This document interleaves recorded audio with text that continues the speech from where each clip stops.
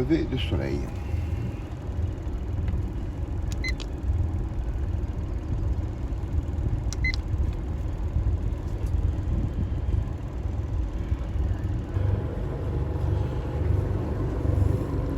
Retour à la marina après une nuit au gosier. Demain sera encore un autre jour et j'aurai peut-être encore un peu plus d'expérience. Je viens de comprendre l'utilisation du pilote automatique. C'est bien pratique ça. En fait, je vous montre. Voilà. Ici, vous avez une route à suivre. Vous savez que, bon, par exemple, là, je suis vers l'ouest quasiment.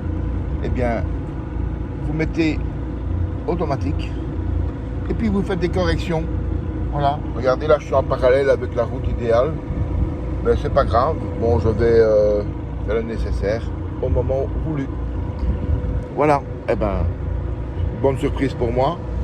Parce que tenir la barre, en fait, vous avez l'impression de conduire une voiture sur de la glace. Ça glisse. Donc tu corriges à gauche, ça part à droite, tu corriges à droite, ça repart à gauche. Bon, un foutoir quoi. Donc quand on n'est pas habitué, le pilote automatique, lui, il prend ta trajectoire et il file tout droit. C'est génial. Je veux recouper ma trajectoire idéale sur ma tablette. Donc je fais une correction. Voilà, je vais faire plus 10 degrés sur tribord, plus 10 degrés sur tribord. La barre est en train de corriger. Voilà, là je suis quasiment en contact avec ma trajectoire idéale. Voilà. Eh ben, j'y suis bientôt.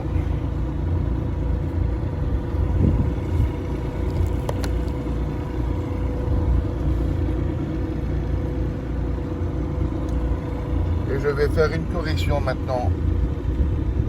Moins 10 degrés.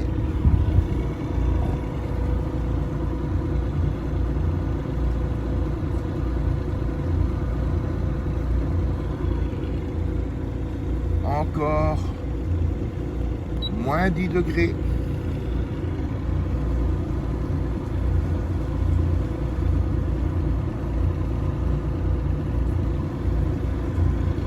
Et je peux aller au coup par coup 1 degré à la fois. Moins 1 degré. Voilà. Et bien le degré en moins était peut-être un coup trop. Allez hop, je remets 1 degré sur tribord.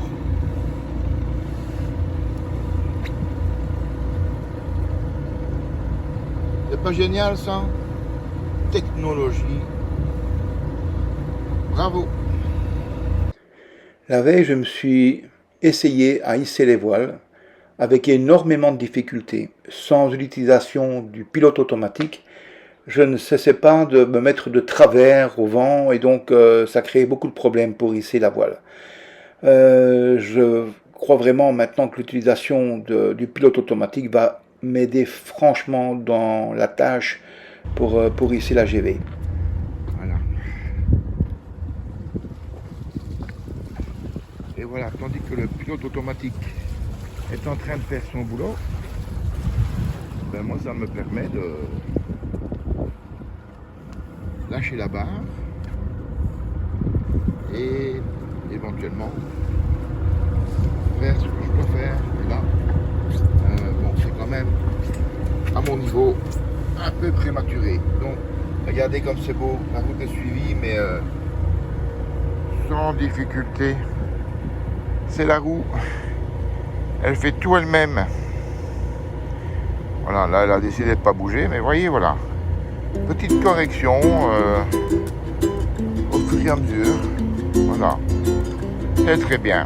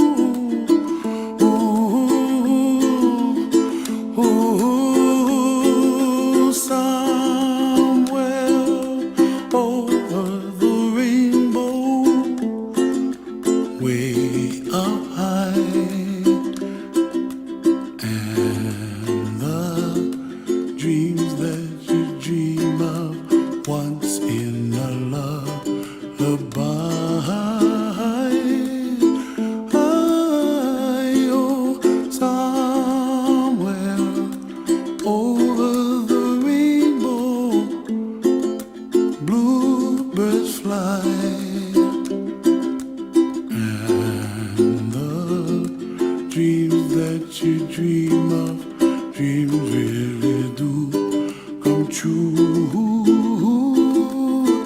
Ooh, someday you wish upon a star, wake up where the clouds are far behind me,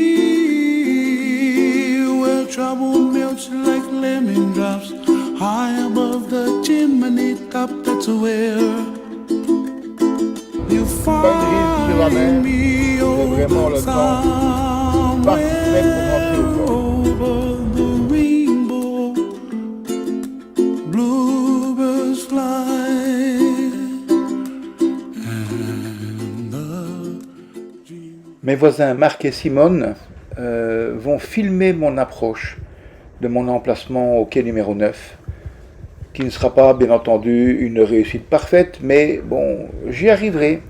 Avec le temps, ça deviendra de plus en plus facile. Il faut s'imaginer que ce bateau fait 7,25 m de large, c'est-à-dire un peu moins de 3 fois la largeur d'un smirmorque. Et en longueur, il va faire presque 12 mètres. Donc imaginez, vous mettez 3 smirmorques collés l'un à l'autre en largeur, et c'est ça.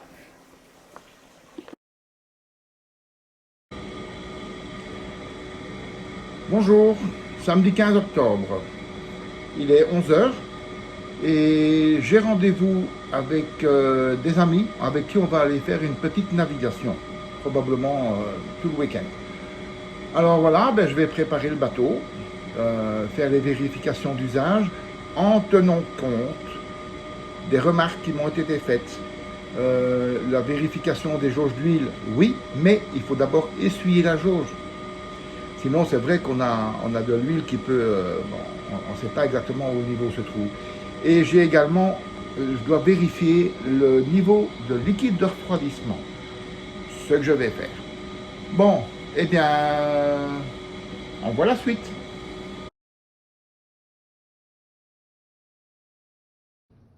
Voilà, le niveau d'huile, moteur bâbord, parfait. Vraiment, il est temps que je fasse un petit régime, parce que là, pas évident hein, de descendre et de voir ce qui se passe dans le moteur. Bon, j'y suis. Je vais pas dire que j'y reste. Bon. Voilà le moteur dans son ensemble. Et le liquide de refroidissement est parfait. Top. Et moteur tribord, parfait. Je sais que mes niveaux moteurs sont bons. Niveau d'huile, jauge essuyée, merci Christian. Et les niveaux d'eau, donc les liquides de refroidissement. Maintenant, les moteurs sont prêts à être mis en marche, mais je vais préparer les e-bags, libérer les drisses de grand voile, enfin la drisse de grand voile, les écoutes de génois et tout ça. Je vais tout préparer de manière à ce que lorsque nous serons en mer tout à l'heure, nous ayons facile pour la manœuvre. On continue. Alors, voici Goldorak, alors c'est Goldorak. Goldorak, Goldorak le vrai, hein. Goldorak, voilà, et Rachida. Donc Voilà, ça que fait. vous connaissez déjà, vous les connaissez tous les deux. Donc si vous ça fait suivez- Goldorash. Voilà, Goldorak. Et si vous suivez Black Lion, eh bien vous les connaissez tous les deux. Voilà, bonjour à Choupi, Jacouille. Eh bien, maintenant nous allons, on est prêt à démarrer. Voilà, le bateau est prêt, et puis il n'y a plus qu'à pousser la manette de gaz. Sortir sans rien accrocher.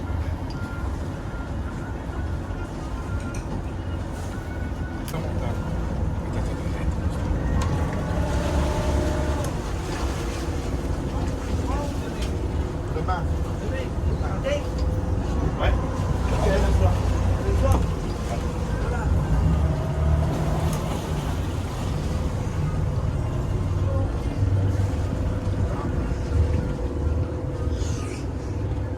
Normalement, je suis dans le bon axe. Je passe les bouées.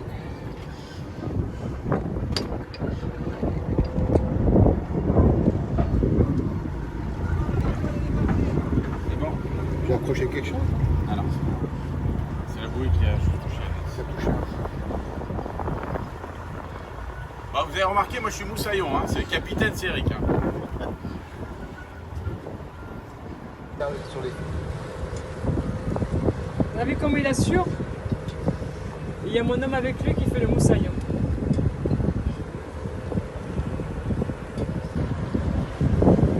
Bien, bonjour. Ça Salut, va la de se couille. lancer, hein. En direct de Pointe-à-Pitre. Ah oui, en Belgique il fait froid là. Mais ici il fait bon, on n'a pas à se plaindre. Par contre, on pense à eux, hein, en Belgique. Oui, on pense à eux. On pense aux Belges. On compatit. Oui, on compatit. Mais là on est bien, on est heureux, il y a deux mots forts là, c'est le paradis. C'est le paradis. Bah, lui, il peut le dire parce qu'il est à la retraite, la chemise à fleurs. Ah ouais. Bon, c'est moi qui filme, hein. Je sais pas comment elle va tomber. Merde, j'ai touché le pilote automatique, on va aller dans les rochers. Une fois arrivés en haute mer, nous allons nous mettre vent debout et nous allons commencer à hisser les voiles. D'abord la grand voile, ce qui est beaucoup plus facile grâce au pilote automatique. Je me suis mis face au vent alors que la première fois je l'avais fait mais sans aide technique. Ensuite nous avons hissé les génois. Ce qui est dommage pour nous, c'est que il y a très peu de vent. Là, nous voyons les cintes. On s'en rapproche, mais ça va prendre toute la journée pour s'en approcher. Nous allons arriver aux cintes à la tombée de la nuit, ce qui va pas faciliter les choses. En plus, nous ne pouvons pas jeter l'ancre. Il faut faire une prise de coffre. Nous allons passer une petite soirée sympa sur la plage arrière du bateau, quand tout à coup on va entendre des bruits un peu bizarres. Comme des gens qui plongent à l'eau, mais de notre bateau, ça fait bizarre. Donc je me suis approché avec la lampe de poche. On a vu des yeux, beaucoup d'yeux qui nous regardaient, parce que ça réfléchit comme des yeux de chat. Et qu'est-ce que c'était? Eh bien, nous on est convaincus que c'était des requins citrons. Petite nuit paisible, et levé aux premières lueurs du jour. Voilà ce que nous voyons par les hublots. La mer est calme. C'est vraiment un très très joli spectacle. Et nous allons reprendre la direction de la Guadeloupe parce que, en fait, encore moins de vent ce matin, donc on a quand même quelques milles à parcourir. On reprend la direction de la Guadeloupe et on ne va pas devoir attendre très longtemps pour devoir remettre les moteurs en marche parce que nous avions à une vitesse de croisière de 0,5 nœuds ou 0,7 nœuds pour un vent apparent de 2 nœuds, ce qui n'est pas vraiment énorme. La mer qu'on voit danser le long des golfes clairs a des reflets d'argent, la mer, des reflets changeants sous la pluie. La mer au ciel d'été confond ses blancs moutons avec les anges si purs. La mer, bergère d'azur infinie. Voyez, près des étangs, ces grands roseaux. Nous sommes rentrés à la Mérignac, il était plus ou moins 16 heures. C'est vrai que ça a été vachement long, quoi. On n'avançait vraiment pas à la voile. Donc, nous avons mis les moteurs en marche et on est rentré à une vitesse moyenne de 4 nœuds 5. C'était déjà mieux que 0,7. On est rentré et moi, je crois que j'ai chopé une insolation parce que j'étais en plein soleil à la surveillance de la barre et j'avais vraiment pas d'appétit. J'ai passé une nuit pas terrible. En plus, j'avais ouvert le hublot, il commence à tomber 3 gouttes. Bon, pas grave, 3 gouttes. Bon, je referme le hublot, et puis peut-être une demi-heure après, un orage tropical, donc une douche phénoménale. Et il pleuvait dans mon lit, je ne savais pas comment arrêter, je n'avais pas allumé la lumière, et je n'avais pas vu que c'était pas bien fermé, donc vite, j'ai corrigé le coup. Et j'ai pu recommencer à dormir. Bon, allez, si cette petite vidéo vous a plu, ben vous savez quoi? Le pouce, c'est pas au-dessus, c'est là. Et abonnez-vous. Bon, il y en aura d'autres. Hein. Mais cette fois-ci, je crois que la prochaine fois, je vais partir sur Marie-Galante et en solitaire. Bientôt.